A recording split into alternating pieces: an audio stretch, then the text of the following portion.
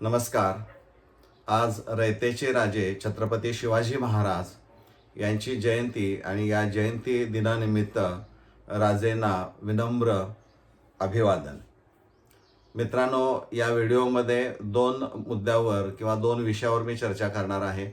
पहिला येतो CET 2026चं registration आणि दुसरा असणार आहे केमिस्ट्री बोर्ड पेपर जो झालेला असणार आहे त्याच्या मॉडेल आन्सर बाबत.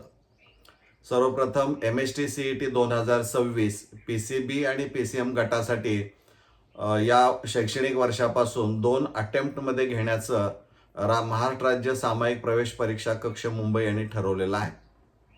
फर्स्ट अटेम्प्ट जो असणार आहे तो 11 एप्रिल 2026 ते 26 एप्रिल 2026 आणि सेकंड अटेम्प्ट जो असणार आहे तो 10 मे 2026 ते 17 मे 2026 या कालावधीमध्ये ह्या टेंटेटिव्ह एक्झाम डेट असणाऱ्या आहेत.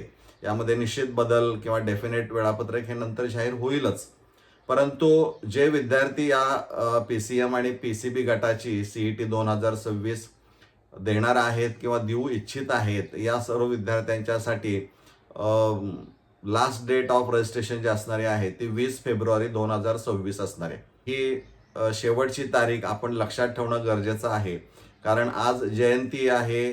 त्या धामधुमीमध्ये तुम्ही असणार आहात आणि पुन्हा मॅथ्स म्हणा किंवा बायोलॉजी यासारखे काही विषय तुमचे बोर्डाचे पेपर्स राहिलेले आहेत, त्याची तयारी असणार आहे.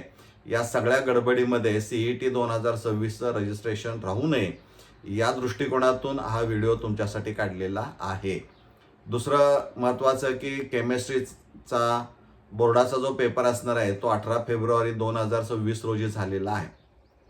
आता तो विद्यार्थ्यांना सोपा गेला, अवघड गेला का मध्यम गेला हे आता चर्चेत आणण्यापेक्षा या सर्व विद्यार्थ्यांच्यासाठी त्या विषयाचं मॉडेल आन्सर एक उपलब्ध करून दिलेलं आहे. ते म्हणजे प्राध्यापक अमोल खोत सर आहेत इचलकरंजीचे, त्यांनी ते पाठवलेलं आहे. आणि मग मला वाटलं की ते एक गाईडलाईन म्हणून मॉडेल आन्सर म्हणजे जस्ट ॲज अ गाईडलाईन की कोणते मुद्दे तुम्ही लिहिल्यानंतर तुम्हाला गुण मिळू शकतात या अनुषंगानं ते तयार केलेलं आहे. इट इज नॉट फायनल, म्हणजे ते बोर्डाचं नाही, परंतु एक अनुभवातून ते तयार केलेलं आहे. त्यामुळे किती आपल्याला मार्क्स मिळू शकतील याचा एक अंदाज तुम्हाला बांधता येऊ शकेल.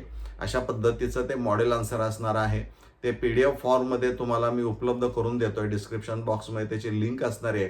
त्या लिंकच्या माध्यमातून आपण ॲक्सेस करून तुम्ही ते मागवून घेऊ शकता. आणि एक जर वेळ मिळाला तर त्यामध्ये साधारणपणे आपला स्कोअर काय असणार आहे या विषयाचा एक अंदाज बांधायला त्याची मदत होऊ शकते. त्यामध्ये प्लस मायनस असू शकतं, पण त्याचा निश्चित फायदा आपल्याला होऊ शकतो. त्या दृष्टिकोनातून ते मी PDF लिंकमध्ये डिस्क्रिप्शन बॉक्समध्ये तुम्हाला देत आहे.